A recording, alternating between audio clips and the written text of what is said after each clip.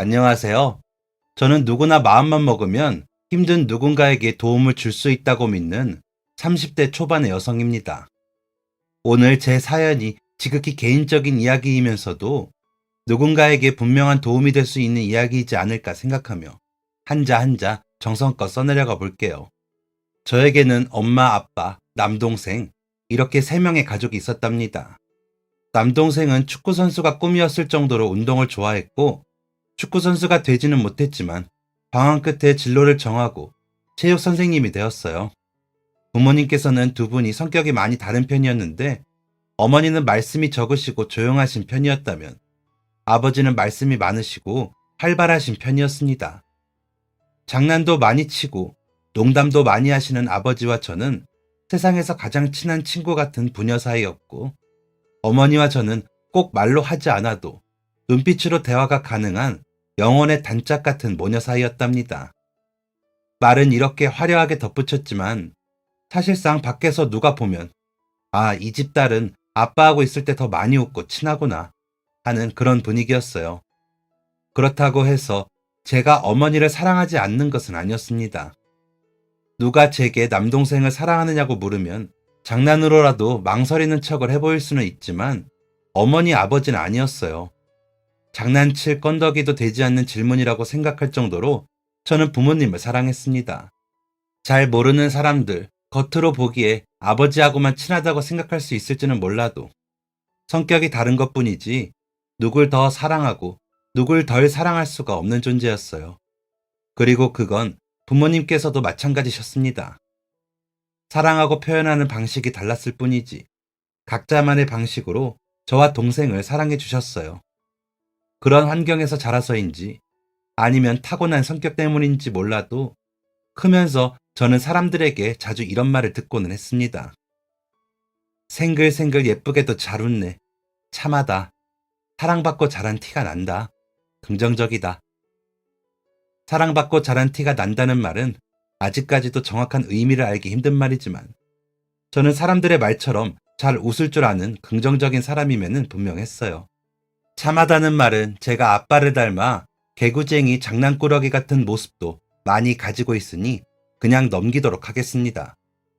아무튼 제가 생각해도 저는 긍정적인 인간이긴 했답니다. 생각해보면 부정적인 방향으로 생각을 해본 일이 극히 드물기도 해요. 작은 것부터 큰 것까지 다 합쳐도 10손가락 안에 들 정도였던 것 같은데 그중 가장 부정적인 생각은 제가 28살이 되어 직장 생활을 열심히 하고 있던 어느 가을날 찾아왔습니다. 부모님과 함께 할 수 있는 취미를 동생과 함께 탐색하던 중 활발한 아버지께서도 조용한 어머니께서도 다 함께 즐길 수 있는 등산을 계획하게 되었어요. 운동 좋아하는 동생은 당연히 오케이였고 다행히 부모님께서도 요즘 같은 가을에 산에 오르면 참 예쁘겠다 하시며 좋아해 주셨습니다. 그렇게 가족 등산을 시작하게 되니 장비 욕심이 들었던 저는 하루 행복을 가족들 등산용품 둘러보는 걸로 다 채워버리게 됐어요. 시간만 나면 핸드폰을 붙들고 어머니 아버지께 어울릴 등산복이나 장비들을 검색하게 됐고 몇 번의 쇼핑 끝에 어머니께 참 잘 어울릴 작은 등산 가방을 성공적으로 구매하게 되었습니다. 무거운 것 들고 산에 오르기 싫어하시는 어머니께 간단한 소지품 같은 것을 넣고 다니기 딱 좋은 가방이었어요. 어머니께 드리기 전 무게 테스트를 해본다고 가방 속에 얇은 옷도 넣어보고 지갑도 넣어보고 핸드폰도 넣어보며 대만족을 하고 있던 그때였습니다. 주말이라 방에서 실컷 늦잠을 자고 있던 동생이 헐레벌떡 제 방문을 열어젖혔어요. 누나, 빨리 가자, 빨리. 처음 보는 표정, 얼굴에 뻘뻘 흐르는 땀은 저를 웃을 수 없게 만들었고 메고 있던 가방을 던져버린 채 동생을 따라 택시에 올랐습니다.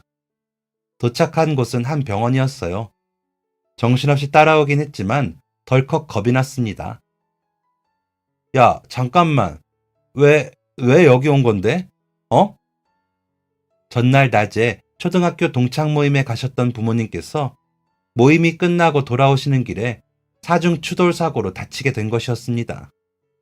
수술이 필요한 급박한 상황 속에서 극심한 공포에 덜덜 떨리는 손으로 겨우겨우 수술 동의서에 사인을 하고 열리지 않는 수술실 문 앞을 몇 시간이나 서성였습니다. 울어도 보고 빌어도 보고 넋이 나가도 보는 동안에도 굳게 닫힌 그 낯선 문은 어쩜 그렇게도 열리지를 않던지. 기나긴 기다림 끝에 마침내 수술실 문이 열렸을 때 저는 힘 빠진 몸을 가누지 못하고 그대로 바닥에 쓰러져 버렸습니다. 저는 그렇게 제 세상이, 우리 가족의 세상이 다 끝난 것 같았으니까요. 우리 마누라, 영주야, 영서가, 엄마, 어디 갔어?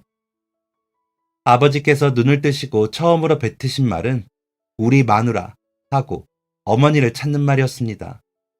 도저히 입이 떨어지지 않는 저희는 아버지의 손을 꼭 붙들고 눈물만 흘릴 뿐이었어요. 그렇게 저희 가족이 참 많이 사랑했던 저희 어머니는 다가오는 주말 단풍이 멋지게 수놓은 가을산을 걸어 오르기로 한 약속을 지키는 대신 그것보다 훨씬 높은 하늘 위를 먼저 걸어 오르셨습니다. 남은 저희 세 사람은 중얼거렸어요.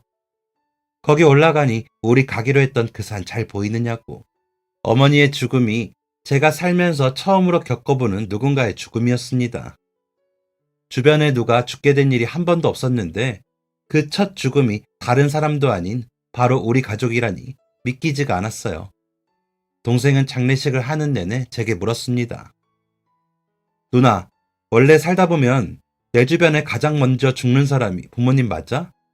원래 이렇게 억울한 거 맞아? 저는 대답을 해줄 수가 없었습니다. 저도 몰랐으니까요.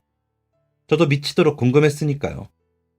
그렇게 저희 가족은 믿기지 않는 이별을 해야만 했습니다. 엄마를 이대로 보낼 수는 없다고, 이렇게 이별하고 싶지는 않다고 부정해봤자 달라지는 현실은 없었습니다. 잔인한 이별 끝에 일상으로 돌아오고 나서 가장 스스로가 끔찍했던 건 몸이 기억하는 익숙한 하루 패턴을 너무 아무렇지 않게 해내고 있는 저를 볼 때였어요. 일어나서 물을 마시고 아버지 드실 식사를 차리고 옷을 입고 출근을 하고 늘 하던 일을 똑같이 해내고 집에 돌아옵니다. 이제는 필요 없어진 새로 산 등산용품과 옷가지들을 환불해버리고 또 밥을 먹습니다. 한동안 동생이 회사까지 차로 태워다 주고 데리러 오기를 반복했었는데 차에서 동생에게 이런 말도 했습니다. 야, 영서가, 우리 왜 사라지지? 우리 왜 멀쩡하게 사라지지? 우린 어떻게 밥도 먹고 회사도 가고 잠도 자는 거지? 누나, 나 오늘 무슨 일이 있었는지 알아? 학교 복도에서 애들이 노래 부르면서 지나가는데 속으로 그 노래가 누구 노래였는지 생각하고 있더라. 자꾸 생각해도 생각이 안 나서 나중엔 핸드폰으로 검색까지 하고 있더라. 나 소름 돋지? 내가 지금 인터넷에 노래 제목이나 검색하고 있을 때가 아닌데. 그랬습니다. 어머니께서 돌아가셨다는 생각에 엉엉 울고 정신을 못 차리고 다 해놓고도 사실 실감이 나지 않았습니다. 안방문을 열면 화장대 앞에서 로션을 바르다 왜? 하는 표정으로 뒤돌아보는 우리 엄마가 있을 것 같고 회사 끝나고 집에 오면 왔어? 하고 현관문 앞에 서 있는 우리 엄마가 있을 것 같았어요. 계실 것 같은 자리에 그냥 없을 뿐이지 계실 것 같은 그 느낌은 여전했습니다. 이제 보고 싶어도 볼 수 없다 라는 것은 저희에게 너무 와닿지 않는 현실이었어요. 저희를 잘 모르는 누군가들은 위로를 하기 위해 앞서 말한 그러한 상황들을 괜찮아지는 과정이라고 달래주곤 했었는데 저는 그 말에 많이 의지를 했던 것 같습니다. 그래서 스스로 점점 괜찮아지고 있다고 생각을 하게 됐나 봐요. 주변에서 누가 요즘 좀 어떠냐고 조심스레 물으면 이제 정말 괜찮다고 대답을 했습니다. 아무런 바깥 약속도 잡지 않고 회사 외엔 아무 사람도 만나지 않고 있었지만 제법 평범한 일상으로 돌아온 기분이었어요.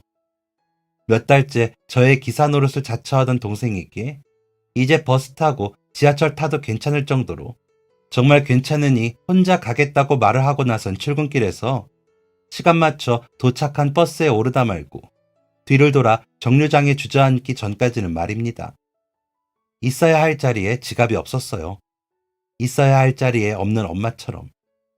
결국 회사에 반차를 내고 집으로 돌아갔습니다. 모두가 출근하고 텅 빈 집안을 다 뒤져보아도 지갑이 보이지 않았어요. 미치고 팔짝 뛸 노릇이었어요.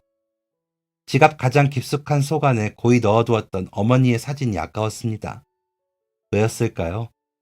사실 단순한 사진일 뿐인데 그것까지 잃게 되면 정말 어머니를 잃는 것 같은 기분이 들었습니다. 집이 아니면 어디서 잃어버린 건지 정류장부터 병원, 회사까지 모든 곳을 돌아다니면서 수소문하고 찾아보았지만 끝내 지갑을 찾을 수가 없었어요. 지갑 안에 든 카드의 분실 신고를 하고 나서도 찝찝한 마음에 완벽히 포기가 되질 않았습니다. 그래도 제 하루는 평범하게 흘러갔어요. 회사에서 저는 말 못할 슬픔을 겪었지만 공과 사를 잘 구분하는 직원, 이라는 소리를 들을 정도로 평소와 똑같았습니다. 그러고는 아무렇지 않은 척 회사에 갔다가 집에 돌아와 아무렇지 않은 척 가족들을 대하고 방에 들어와 문을 닫는 그 순간부터 완전히 저를 방전시켰어요. 그러면 내일 아침 다시 평범한 하루를 시작할 수 있었습니다. 그러던 어느 날 제게 모르는 번호로 전화가 걸려왔어요. 여보세요? 아, 혹시 오영주 씨 핸드폰인가요? 낯선 남자의 목소리였어요. 불안한 마음부터 들었습니다. 복잡한 머리로 대답하고 싶지 않아 대답을 하지 못했는데 상관없다는 듯 상대방은 다음 이야기를 이어갔어요. 지갑이 저한테 있어요. 돌려드리려고 하는데 신분증에 있는 주소로 보내드리면 될까요? 그제야 불행한 생각들이 사라지고 정신이 번쩍 들었습니다. 지갑을 찾았다는 생각에 안도감이 확 밀려들었어요. 돌려주겠다는 말이 너무 고마워서 핸드폰에 대고 꾸벅 절까지 했습니다. 핸드폰 통화 너머의 남자는 자신이 인터넷으로 가방을 하나 샀는데 그 안에 지갑이 들어있었다고 설명을 했어요. 아차, 생각해보니 너무 정신이 없어 어머니 드리려고 샀던 가방에 지갑을 넣은 채로 병원에 달려갔다가 한참 후에야 까맣게 잊고 그대로 반품을 보냈던 것이었습니다. 안도감과 창피함이 한데 섞였어요. 죄송해요. 감사합니다. 정말 간절히 찾고 있었는데 감사합니다. 제가 사실은 상을 치른 지 얼마 안 돼서 정말 정신이 없었어요. 정말 죄송합니다. 번거롭게 해드려서. 계좌번호 주시면 작은 사례라도 하고 싶어요. 문자로 보내주세요. 죄송해요. 상대방은 괜찮다며 자기는 전혀 불편하지 않으니 이제 마음 놓으시라고. 그동안 잃어버린 지갑 때문에 얼마나 마음이 불편하셨냐며 오히려 저를 달래주셨습니다.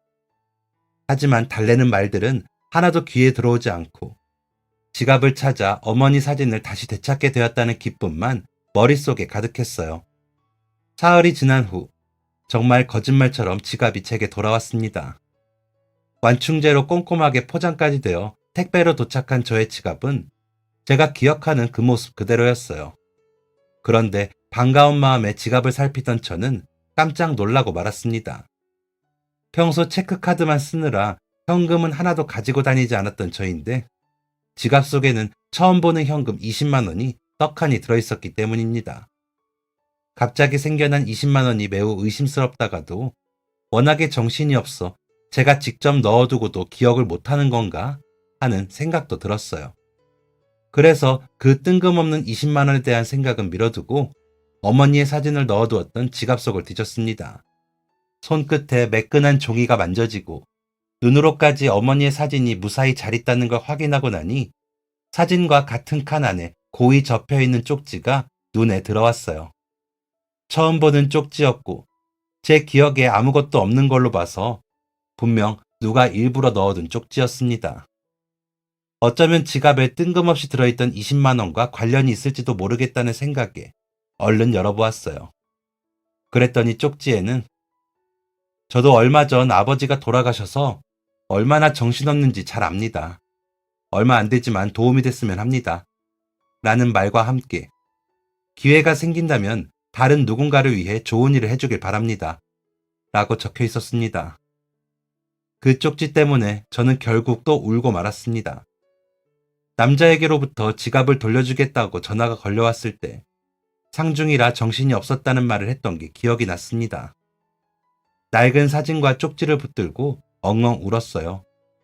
얼굴도 모르고 완전 남인 저에게까지 왜 이런 따스한 위로를 건네는 건지 이해가 가지 않았지만 너무 고마웠습니다.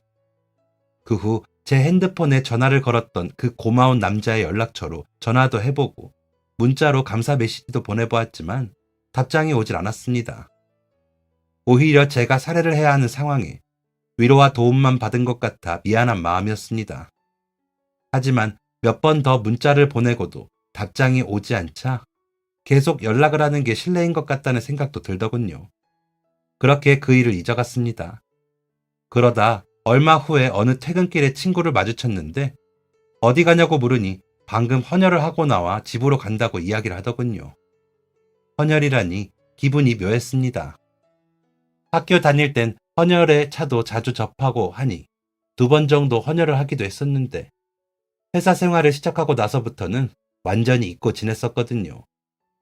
그런데 여전히 헌혈을 하러 간다는 친구의 말이 어쩜 그렇게 낯설면서도 반갑게 느껴지던지 가볍게 인사를 나누고 돌아섰다가 집 앞에 도착해서야 다시 발걸음을 돌리게 되었습니다. 어머니께서 돌아가시고 처음으로 제 진심이 우러난 의욕이 생긴 순간이었어요. 이왕 이렇게 된 거 나도 오랜만에 헌혈을 좀 해야겠다. 사실 가장 큰 이유는 얼마 전 잃어버린 지갑 속에 들어있던 쪽지 때문이었습니다. 기회가 생긴다면 다른 누군가를 위해 좋은 일을 해주길 바란다던 그 쪽지 말이에요. 잃어버린 지갑을 찾아준 것에 대해 사례를 바라는 게 아니라 다른 사람을 위해 또 다른 좋은 일을 해달라던 그 멋진 말이 마음에 남아서 집에서 가장 가까운 헌혈의 집을 찾아 그렇게 오랜만에 헌혈을 다시 하게 됐습니다. 제 몸의 피를 뽑기 위해 팔뚝에 바늘을 꽂는 것이 여전히 무섭긴 했지만 견딜 수 있는 잠깐의 고통이라는 것을 알고 있었어요. 그리고 잠시 문진을 하는 동안 옆에 놓여있던 어느 책자를 우연히 읽어보게 되면서 제 마음은 다시금 20살, 뜨거웠던 그때의 마음처럼 서서히 불타오르기 시작했습니다. 혹시 조혈모세포 기증, 이거 하려면 어떻게 해야 해요? 이왕이면 조금이라도 더 의미 있고 가치 있는 일을 함께하고 싶었습니다. 물론 헌혈 자체로도 충분히 의미 있는 일이라는 걸 알고 있었지만요. 제가 물으니 선생님이 반가운 목소리로 설명을 해주셨어요. 그렇게 전 난생 처음 조혈모세포 기증이라는 낯선 단어 앞에 첫걸음을 내딛었습니다. 조혈모세포는 적혈구, 백혈구, 혈소판을 만드는 줄기세포인데 혈액의 어머니라는 뜻이라고 합니다. 흔히들 알고 있는 골수 등에 분포해 있어요. 백혈병 같은 혈액암 환자들은 이 조혈모세포가 건강한 혈액세포를 만들지 못한다고 합니다. 그래서 병의 치료를 위해 다른 사람의 건강한 조혈모세포 이식이 필요하다고 해요. 그런데 이 조혈모세포 이식을 하려면 환자랑 기증자의 특정 유전자형이 반드시 일치해야 한다고 합니다. 그런데 그 확률이 형제 자매는 25%, 부모는 5%로 매우 낮고 타인은 무려 0.005%에 불과하다고 하니 슬픈 현실이 아닐 수 없었습니다. 그러나 낮은 확률이라고 하더라도 더욱더 많은 사람들이 기증 신청을 한다면 유전자형이 맞는 사람을 찾기도 쉬워지지 않을까 하는 생각이 미치자 이런 일이야말로 더 많은 실천이 필요한 이유라는 생각이 들었고 실행에 옮기게 된 것입니다.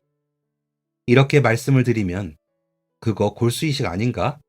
하고 생각하실 수도 있어요. 백혈병 환자가 나오는 드라마 등에서 골수이식이 필요하다 라는 대사가 나오는 장면들을 한 번쯤 보신 적이 있을 것입니다. 이게 조혈모세포랑 같은 개념이라고 합니다. 단, 저희가 그러한 드라마 등에서 보았던 엉덩이 뼈를 통해서 채취하는 고통스러운 골수이식 방법은 이제 거의 사용하지 않는다고 해요.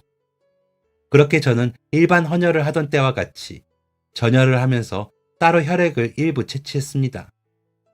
가져간 혈액 샘플은 저의 유전자형을 등록해두고 나중에 일치하는 환자를 찾는 데 쓰인다고 하셨어요. 제 유전자형과 일치하는 환자가 나타난다면 그때 약 3일간 입원을 해 각종 검사를 마치고 기증이 진행되는 것입니다. 그렇게 헌혈을 마치고 나오는 길, 한결 기분이 가벼워진 저를 발견할 수 있었어요. 그리고 과연 언제쯤이 되면 제 선택이 누군가에게 도움이 되는 날이 올까 기다려지기도 했습니다. 그렇게 신청을 해두면 금방이라도 연락이 올 줄 알았는데 그렇지가 않더군요. 제가 조혈모세포 기증 신청을 했었다는 게 일상에서는 전혀 생각나지 않을 정도의 시간이 흘러버렸습니다. 그게 아마 1년하고 6개월 정도가 흐른 시점이었을 거예요. 자신을 조혈모세포 은행협회에서 일하는 직원이라고 소개한 그 사람은 저와 유전자형이 일치하는 분이 나타났다며 여전히 제가 기증을 할 마음이 있는지를 확인했습니다. 기다리던 전화라 반갑기도 하면서 순간적으로 멈칫하며 망설여지기도 했지만 이미 제 입은 센터에 방문한 날짜와 시간을 약속하고 있었어요. 전화를 끊고 한참 동안 가슴이 두근거렸어요. 그날은 점심도 먹는 둥 마는 둥 하고 잠자리에서도 한참이나 뒤척였습니다. 내가 정말 이렇게 엄청난 일을 하게 되는 건가? 한 번도 해본 적이 없는 일이니 솔직히 실감이 잘 나지도 않았어요. 그리고 다음날 오전 회사에 반차를 내고 담당하시는 직원분을 만나 더 상세한 유전자 검사를 위해 두 번째 혈액 채취를 하게 되었습니다. 직원분은 젊은 남자분이었는데 기증자가 기증을 하는 채취센터와 수혜자가 이식을 받는 이식센터 사이에서 중간다리 역할을 하는 분이라고 하셨어요. 그 직원분을 통해 신청을 하던 그 당시에 들었던 설명을 포함해 한 차례 더 자세한 설명을 들었습니다. 설명을 듣던 중 직원분은 제게 가족들이 반대하진 않았는지, 어떤 계기로 기증을 결심하게 되었는지 등을 물으셨습니다. 저는 서류 작성을 마치고 볼펜을 책상 위로 내려놓으며 말했어요. 어느 날 헌혈하러 갔는데 우연히 어떤 혈액암 환자의 인터뷰가 실린 책자를 보게 됐어요. 그 환자분의 사연과 기증에 관한 이야기가 실린 책이었죠.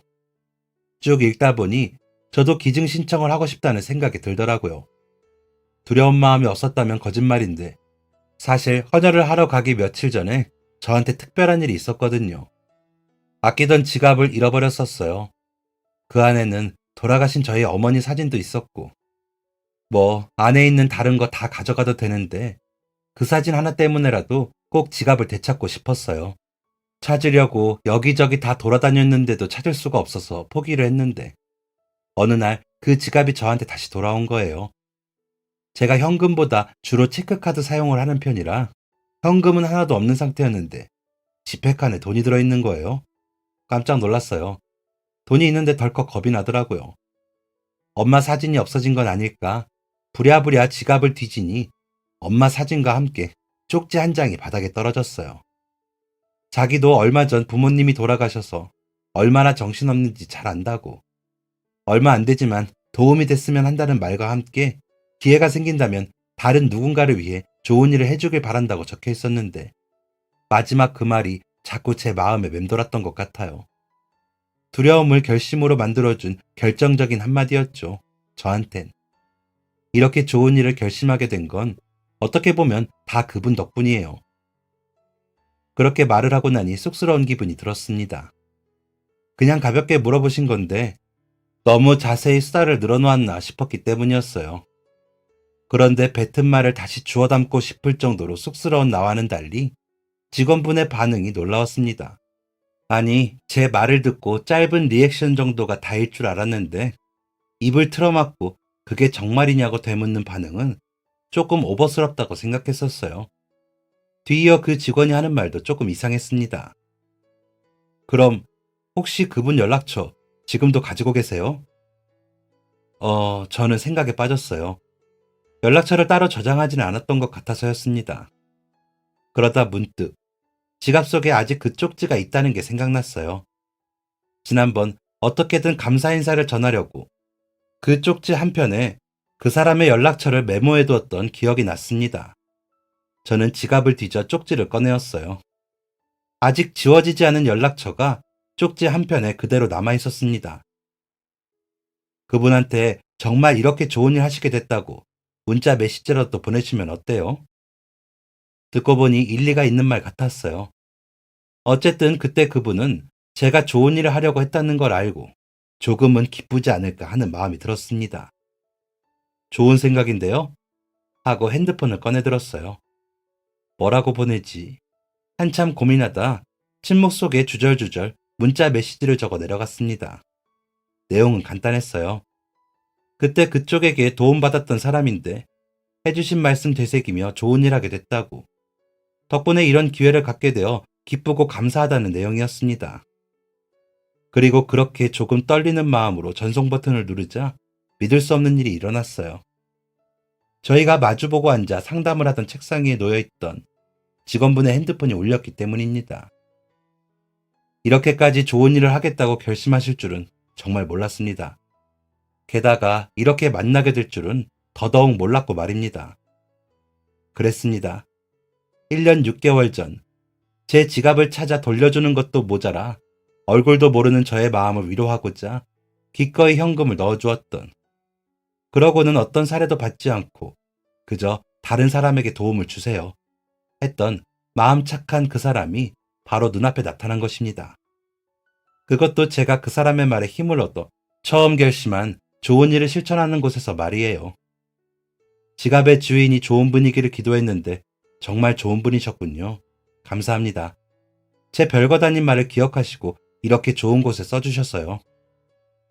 이렇게 만나게 된 것도 인연인데 라고 하며 잠시만 기다려달라던 직원분은 품에 무언가를 가득 안고 상담실로 다시 들어오셨어요. 그러고는 하나씩 제 앞에 내려놓으셨는데 죄다 쌀로 만든 과자류와 건강음료 같은 것들이었습니다.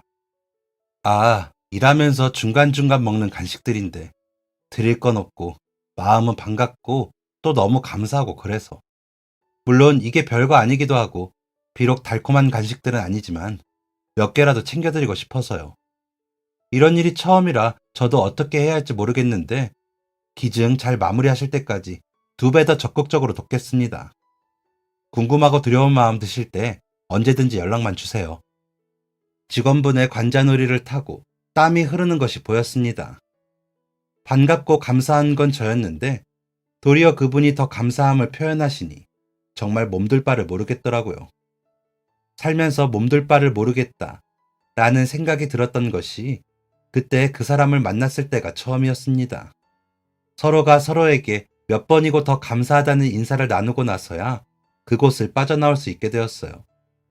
휴 하고 편안한 한숨이 자동적으로 튀어나오면서도 스멀스멀 기어 올라가는 입꼬리를 숨길 수는 없었습니다.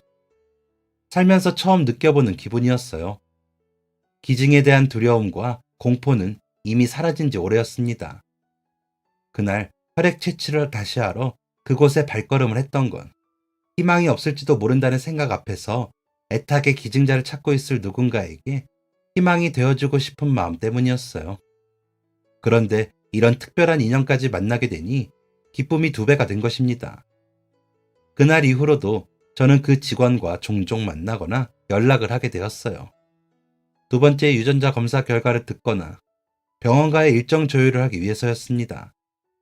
그리고 최종적인 기증 날짜를 정하기 앞둔 어느 날 그 직원으로부터 연락이 왔고 기증 날짜를 전해들은 저는 진짜 제가 기증을 하게 됐다는 두려움보다 이제 기증도 진짜 할 수 있고 일정도 다 정해졌으니 나는 내 은인에게 고마움의 답례를 해야 한다는 생각이 먼저 들었습니다. 그래서 그분에게 밥을 사겠다고 말씀드렸어요.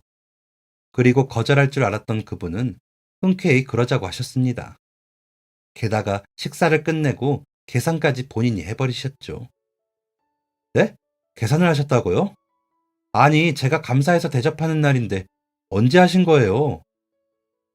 알고 보니 식사 도중 잠시 화장실에 다녀오겠다고 해놓고 그 길로 계산대에 가 계산을 하셨던 것이었습니다.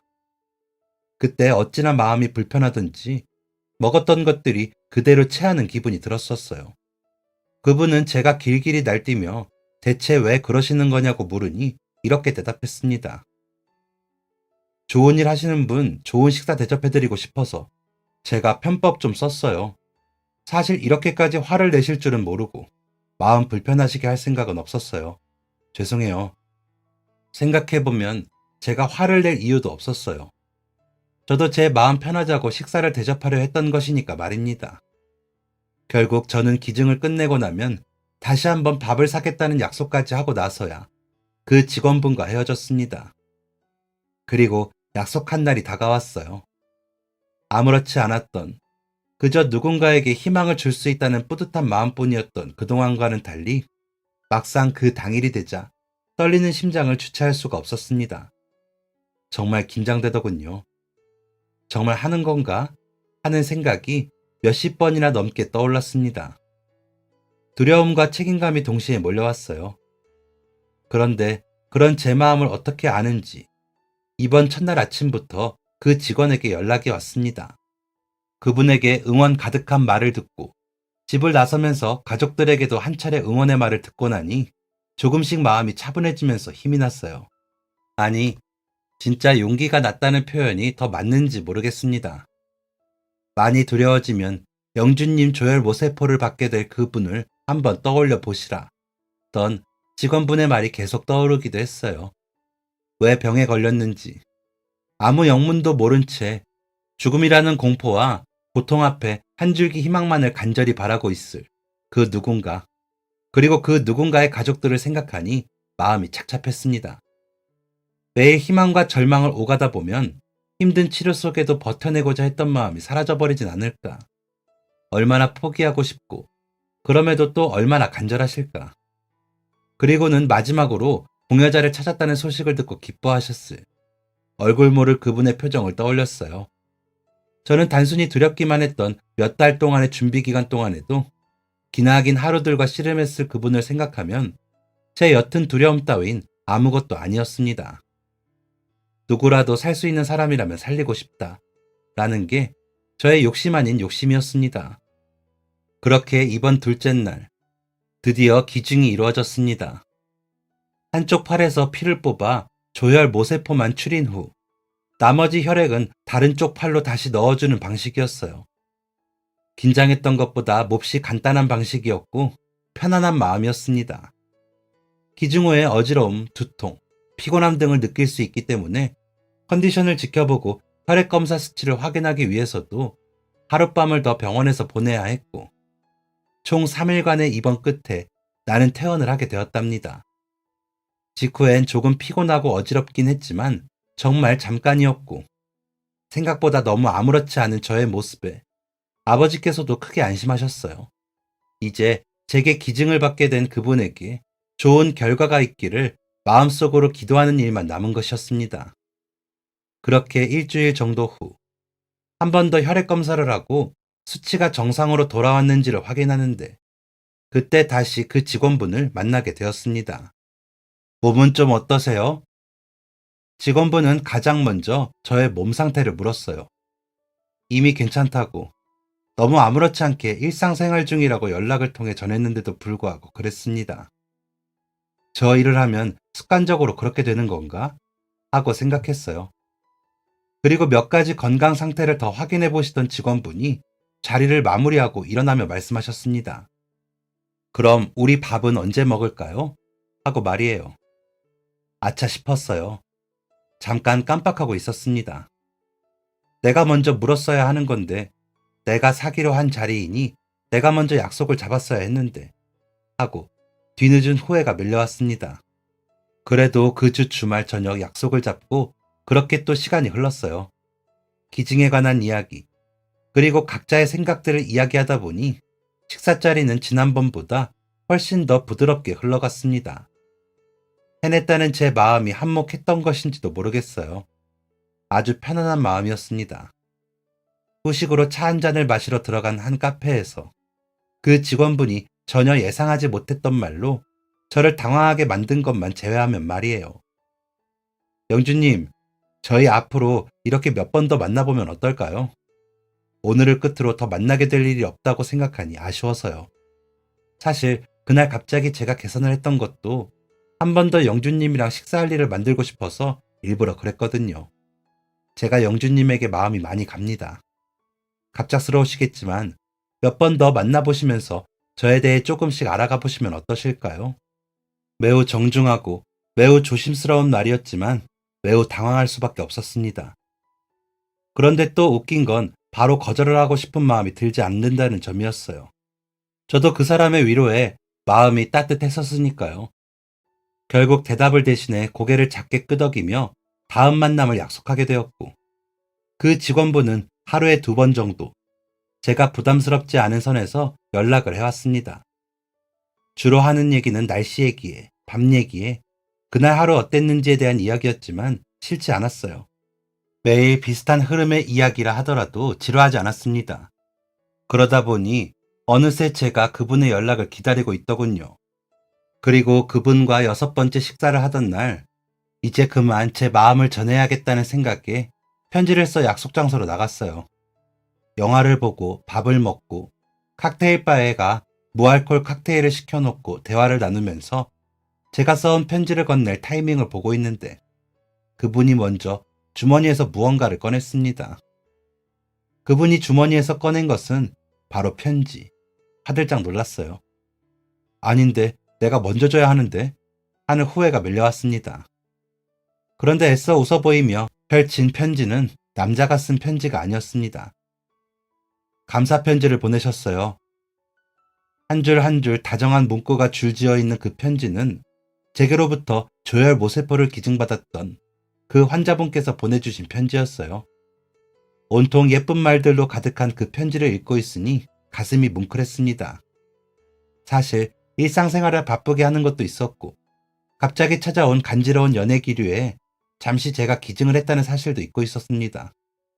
그런데 감사 편지라니 예상 밖의 일이었어요. 그리고 내용 중에 가장 저를 울컥하게 했던 건 기꺼이 건네주셨던 따뜻한 손길에 무너진 희망을 밟고 다시 일어설 수 있었다 라는 문구였습니다. 거짓말처럼 눈물이 후두둑 테이블 위로 떨어졌어요.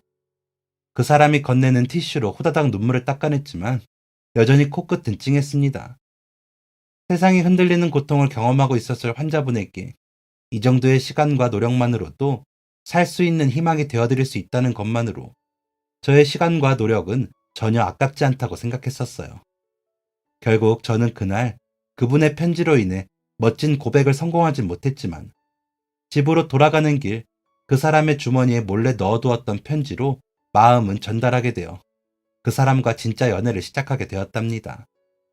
그리고 올해 3월 저희는 부부가 되었습니다. 무엇보다 따뜻한 마음씨를 가진 그 사람과 평생을 함께한다면 두려울 게 없을 것 같았어요.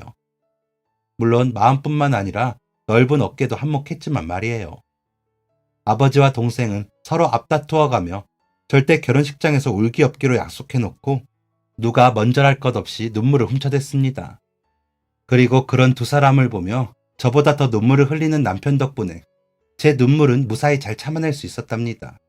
무사히 결혼식을 마치고 떠난 신혼여행에서 함께 추억을 쌓기 위해 여기저기를 돌아다니다 돌아와 밥을 먹으며 저희는 지나온 시간들에 깊게 잠겼습니다. 그러다 저는 남편에게 물었죠. 여보라는 호칭이 어색한 우리는 서로를 이름으로 부릅니다. 민규 씨, 우리 처음 연락했던 거 언제였는지 기억나요? 제 질문에 남편은 일부러 한참 고민하는 척을 하다가 대답했어요. 글쎄요. 그게 언제였더라? 인터넷으로 산 가방에 누가 당당하게 지갑을 넣어둬서 연락했던 것 같은데요. 장난스럽게 웃는 그 얼굴엔 또 심술이 났지만 저는 그날 일이 여전히 남편에게 고마웠어요. 얼른 지갑을 열어 남편이 제게 줬었던 그 현금 20만 원을 남편에게 보여주며 말했습니다.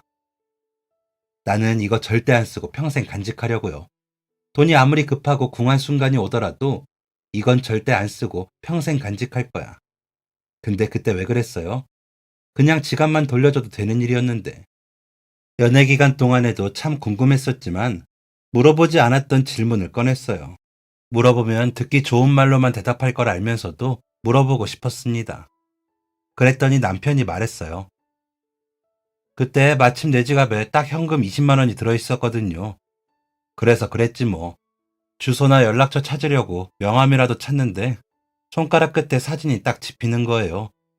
별 생각 없이 꺼내서 보게 됐는데 내가 먼저 본 부분이 사진이 인쇄된 부분이 아니라 그 뒷면이었거든. 거기 적힌 다 번져있는 글자를 보는데 눈물이 나더라고요. 아, 안 되겠더라고. 나 도저히 사진을 돌려서 확인은 못했어요. 그러고 나서 찾은 명함으로 통화를 하고 나니까 뭐라도 위로가 되고 싶다는 생각이 들었어요. 남편이 말한 사진 뒷면에 적힌 문구는 짧지만 제가 좋아하던 문구였습니다. 엄마 사랑해. 함께 지갑 속에 들어있던 아버지의 사진에도 같은 문구가 적혀 있었어요. 아빠 사랑해.